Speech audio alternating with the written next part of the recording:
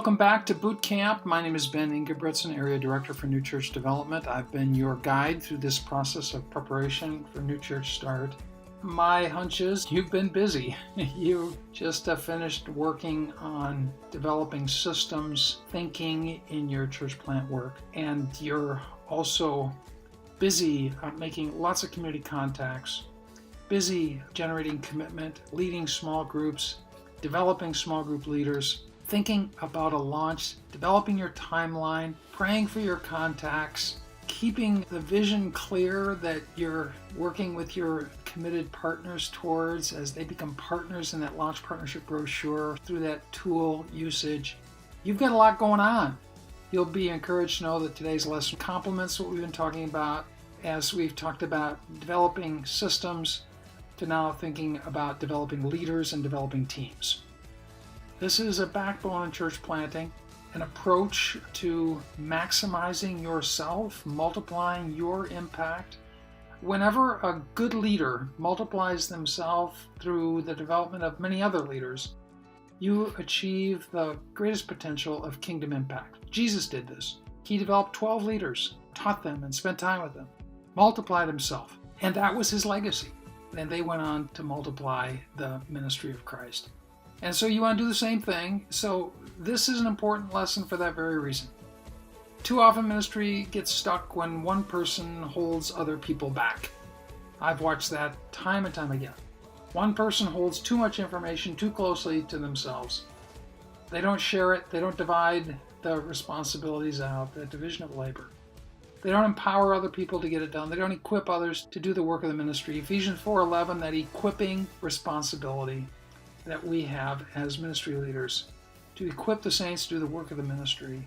And so teams and leadership development are probably two of the more important strategies in order to get that done. And we talked about teams and systems in our last session. Let's just go a little deeper this time into leadership.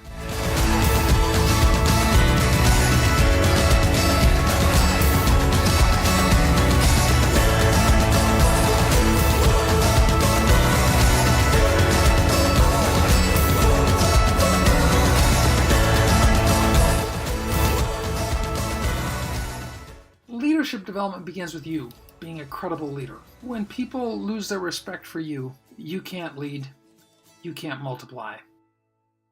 Being a credible or a worthy leader of respect is not something that you demand, right?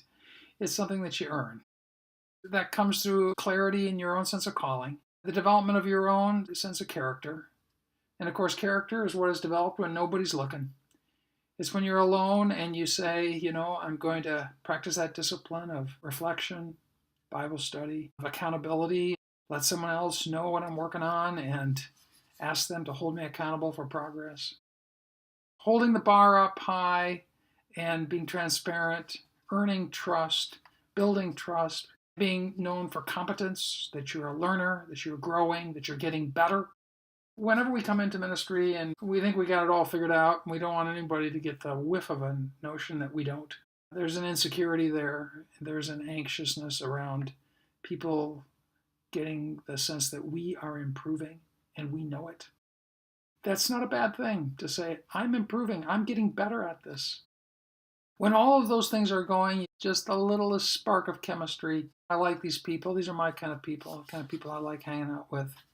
It all comes together in a credible leader. Credible, most importantly, before God. Credible, not because we're perfect, but because we're humble, teachable. Those are the kinds of folks I think God looks upon with favor.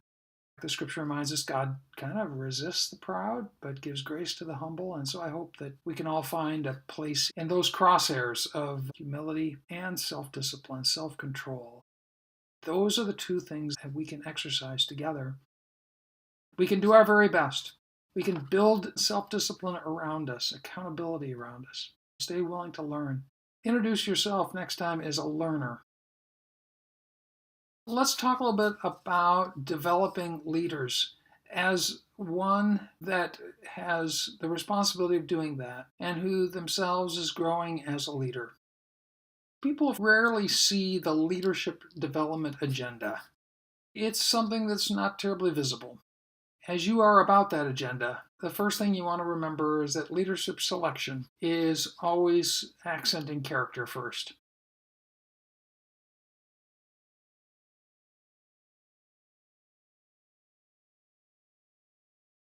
A servant's heart, someone who's loyal to the vision and loyal to the leader. Sometimes you find people that are loyal to the vision, but they're not loyal to the leader. And occasionally you find situations where people are loyal to the leader, but not loyal to the vision. You're looking for people who are loyal to the vision, loyal to the leader, and they have a servant's heart, teachable heart, desire to serve. The first thing Jesus called us to is to himself. And the second thing Jesus called us to is to be a servant. The greatest is the servant of all. And it's somewhere down the third, fourth, or fifth thing Jesus called us to is to some specific thing that you and I want to do.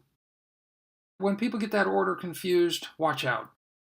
When someone feels called to tell you that they want to do this or they want to do that, watch out. We're looking for people that have a servant's heart, clearly have a sense of calling to Jesus. And then be careful in that process of leadership selection. Don't give away titles. That's a big mistake. I've watched it happen many times. Give away assignments, give away responsibility. Titles can come later, maybe if ever. Whenever someone is given a title, whether it's a title that has biblical kinds of connotations to it, you then suddenly are trapped. Performance doesn't matter as much as it should. And in New Church Start work, performance matters a great deal. Ask someone to be a team leader in the area of hospitality. But I'm not giving you a title of being elder or deacon or...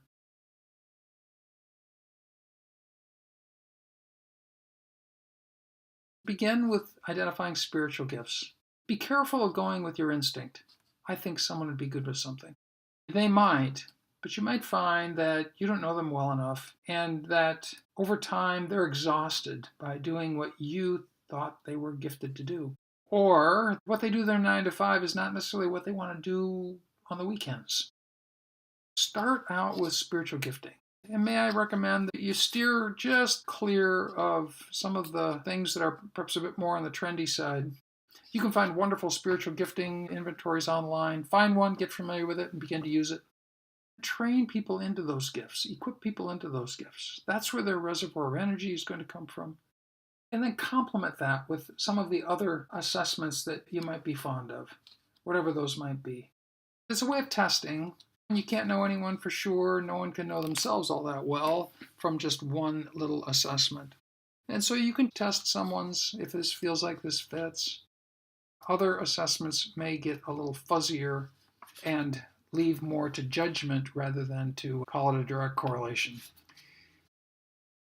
Training can be individualized with mentoring or with coaching, or it can be done with a group setting. You can take a number of people through a spiritual gifts assessment. It's frankly one of those discipleship system steps that you do well to bring many people in your congregation through. In fact, it just has a way of drawing people. Everyone's interested in finding out about themselves. When you offer spiritual gift assessing, people usually have their interest piqued and they want to take that step. What the training, what the meetings that I've been able to have with my stakeholders, coaching, has really allowed me to pour into other people. Things I learn, I get the ability to teach to others, which has grown our leadership of our church tremendously. So I've been able to raise up people within different sections of our church, our finances, to our events, to our worship. My mentality is, I'm going to show you how to do it. Let's do it together. And then, hey, you're going to go do it yourself. And sink or swim, we're going to learn in this process. One of the big things was, how are we going to deal with our finances? Being someone with a financial background, I have all these ideas and soon realized that, I don't have the capacity to do it all. A guy named Bob came in and was able to sit down with him and to show him some different structures with QuickBooks, with Google Documents. And he would have conversations in our stakeholders meetings. And then so Ben and our district superintendent are speaking not only to me, but to him. I was able to invest in him. Ben and our district superintendent were able to invest in him. And now he runs our finances.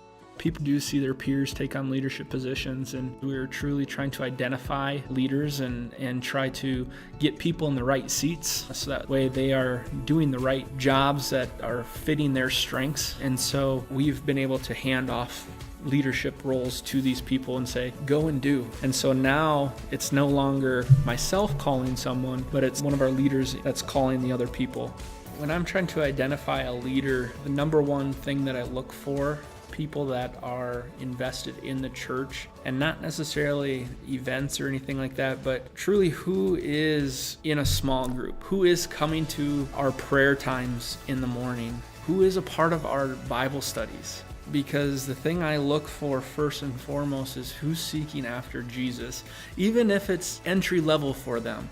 If they're making a commitment to seek after Jesus, those are the people that I want to meet with. I like to sit down one-on-one with people. I identify those people and I try to garner, what are your strengths? What are the things that you do currently? What is your job? What is your position? But besides that, what I love using is strength finders. I enjoy using the Myers-Briggs tests to understand people's personalities and their strengths, to be able to put them in a position that they're going to succeed in.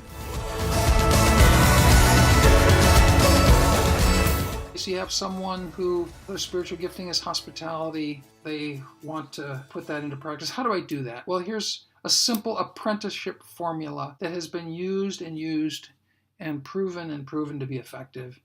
You probably know it. I do, and you watch, and then we debrief. So the first time you want to be the hospitality person for a small group, tell you what, I'm hosting this week. You come on and you watch me host, and we can have a conversation about it afterwards. Next time, we'll do it together, and we'll have a conversation about how that went. Then you'll do it, and I'll kind of help you, and then you'll do it, and I'll just watch and give you some feedback. It's a simple formula that can be applied to most any volunteer role. In apprenticing, call it sequence. I would suggest that you release not only yourself to using that little apprentice formula, but each of your team leaders.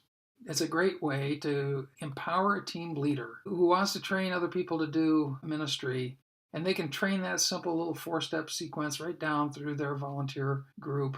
And suddenly you've got more greeters at the door than you can even imagine. And suddenly you've got more parking lot attendants, and you've got more nursery volunteers who, of course, also have to go through a background check. And the list just goes on. One of the larger churches in North America, Community Christian Church in Naperville, Illinois, multi-site campus on 5-6 campuses and ministering to really tens of thousands. They built their leadership development process on that simple formula, and it truly can work. Take leadership development one step further, and I would strongly recommend that you take this step, and that is that you begin to coach each of your key leaders. Now, I talked about this in the last session we were together. Coaching is a skill, and it is not a natural skill for people who usually have a lot of know-how that they want to kind of broadcast out there, kind of like I'm doing. What you're experiencing with me is not coaching in the sense of the word that I'm using it.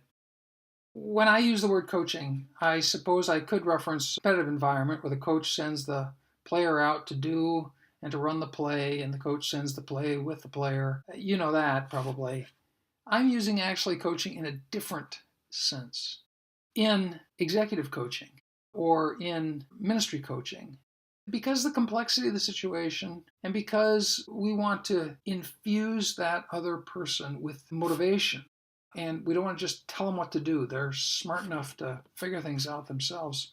What we want to do is become expert at drawing out of them their own motivation and drawing out of them their own wisdom and drawing out of them their own commitment to get the job done.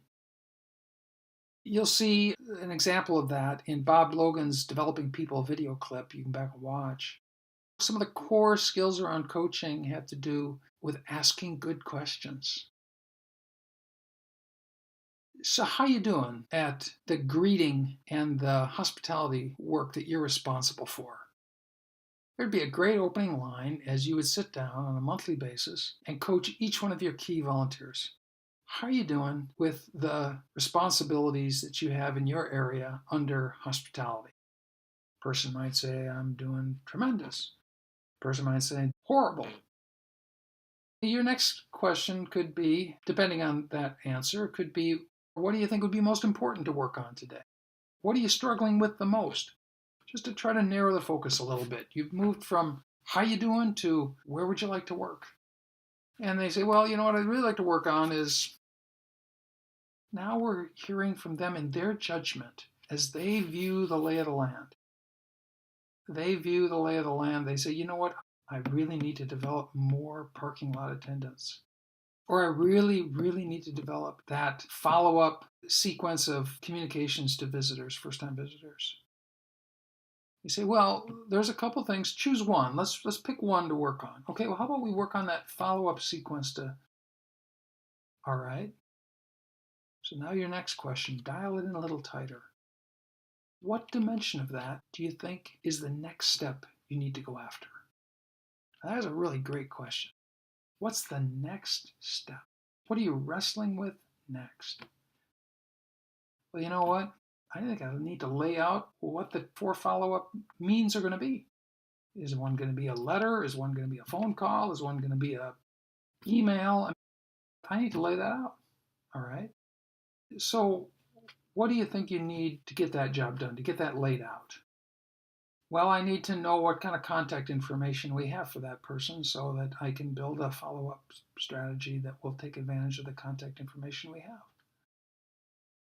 And so then, what do you think you need to do between now and the next time we meet to get that information and to begin to take the next steps towards putting together that plan? Well, what I need to do is I need to get the data that we're collecting. I need to get clarity around the data we're collecting. Maybe recommend that we try to capture some data like email addresses from folks or phone numbers or mailing addresses. Then I need to get that information from the people that are capturing it, and then I need to systematize a way of following up. I need someone else to take responsibility for this. This is too much. Okay, so of all that you've said, what do you think you really need to do? Yep, I think I need to find someone else to take responsibility for this. This is too much. Coaching breakthrough right there. That little coaching conversation is a nice example of how you can guide someone through a process of reflection and discernment and then action. If you ask good questions, and if you begin a regular sequence once a month of those kinds of coaching meetings with accountability next time you get together and say, hey, how have you done at finding someone to take responsibility for? Then you've accomplished a great deal. Many times in nonprofit volunteer environments, there's such poor accountability and such poor coaching that people just circle around the same issue again and again, and they never make progress. And when individual small elements don't progress, the large ministry doesn't progress either, and everything stalls out. So coaching is a tool whereby you can develop leaders. And for you to begin to develop the leaders that you have in a systematic way, keep a record of it. Keep a record of each coaching conversation. I coach a number of people. I open up my computer every time we sit down together, and I key and I take notes, what they're talking about and what their action areas are, and I note that down. Because the next time I sit down with them, I want to start exactly where we left off. I don't want to start out by saying, now what were we talking about last time? I can't remember. I don't want to give the option of progress stalling because I can't remember. Because if I start behaving that way, so will my volunteer. They can't remember either. Loss of intentionality, loss of focus, drift, loss of progress. Coaching is a way of pushing intentionality up, sharpening focus, avoiding drift. And I recommend that you coach monthly, minimally once a month, your key volunteers, and certainly your paid staff. You say, well, man, I may be coaching 6-8 people. Yes, that's what you do. As a multiplier, as a planter, you have to multiply yourself, and you have to do more than just do. You have to equip, train, become a trainer. Get down into the trenches and refuse to be the one that does it all, but rather be the one that empowers and releases and recruits and helps others join you in the work. That's the way you build a church plant to the kind of potential that you really want to see. Multiply that little conversation over and over and over again. So you have 2 or 3 coaching conversations a week. You're coaching 6 to 9 to 12 people a month. Those folks are now all out there doing the kinds of things that you'd like to see them do because you sat there in the coaching conversation and in your questioning, to some degree, can guide the kind of behaviors that the person does. So for instance, our person is thinking about their coaching work and their development work. If they head off in a direction that I would say is not fruitful, I can challenge that with information, with a reflection question. You see, I'm not sure that what you're thinking about doing right now around assimilation work and pursuing that contacting information is really the best use of your time because someone else has already done that. And I can get you all that information. So now let's assume you've got all that information. Now what do you think you should do? Well, I still think the best thing for me to do is to hand this dimension of this work off to someone else.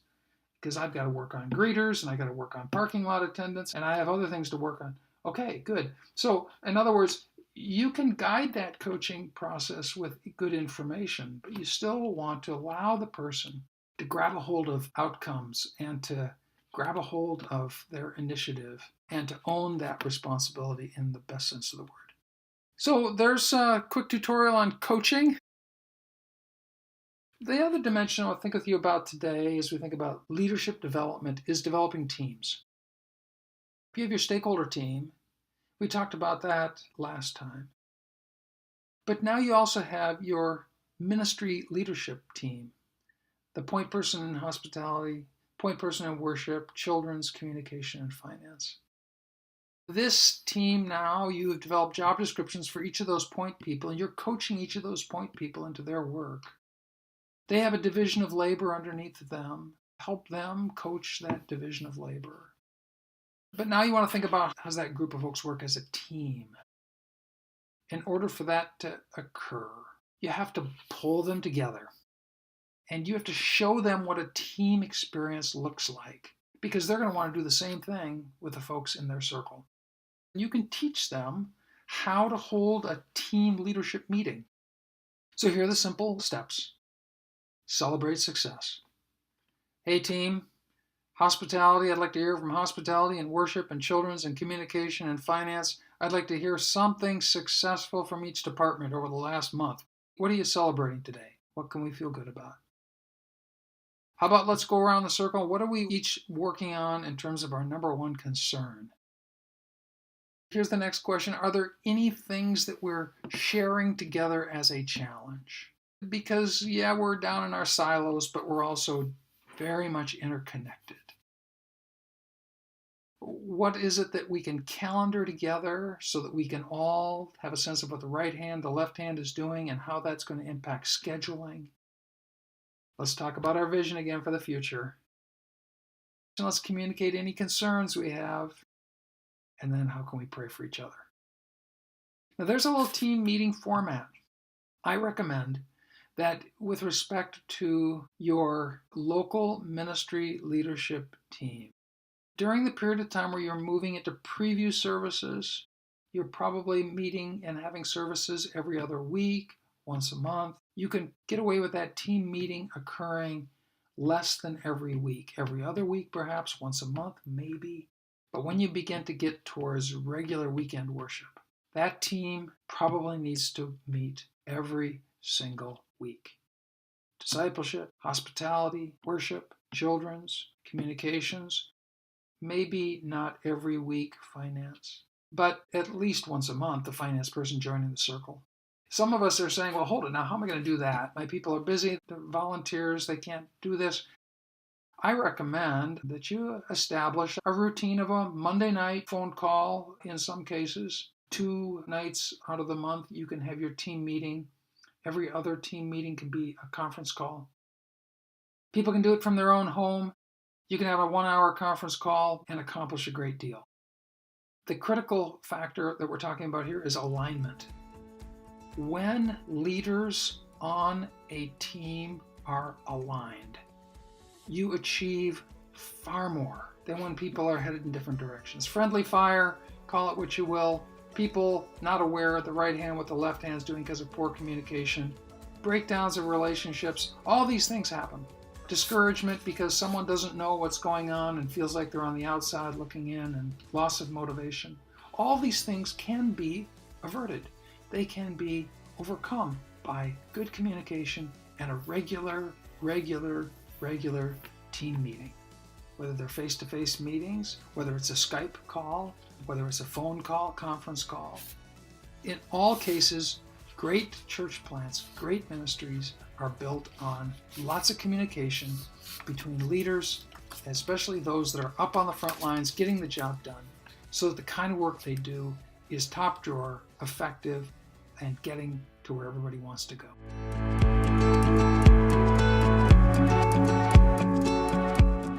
So here are your action items from today. Again, refine those position descriptions for key leadership roles. Select leaders for each leadership team based on their spiritual gifting and their character and their availability and servant heart. Teach leaders the simple apprentice sequence. And begin coaching and training and equipping each team leader monthly, and train them then to coach their people. Form all of your ministry leaders into a team, setting a schedule to gather them so that you're truly communicating well together, and then plan to gather at least monthly prior to launch and weekly after launch. And then, of course, continue to work on your contacts, 25 a week, 100 a month, praying for them by name, and continue developing small groups. We want to see 3 to 5 vibrant, strong groups, 8, 10, 12, 15 people in a group, at least 40 committed people, minimum 40 committed people involved in small groups. Communicating with your prayer partners and donors, and revisiting your timeline to tweak it with your post-it notes so that you're guiding and clarifying your process, can see out into the future. Continue to meet with your coach and review this session prior to moving forward. There's a lot on your plate. I want you to know that I pray for you, that we're deeply grateful for what you're doing.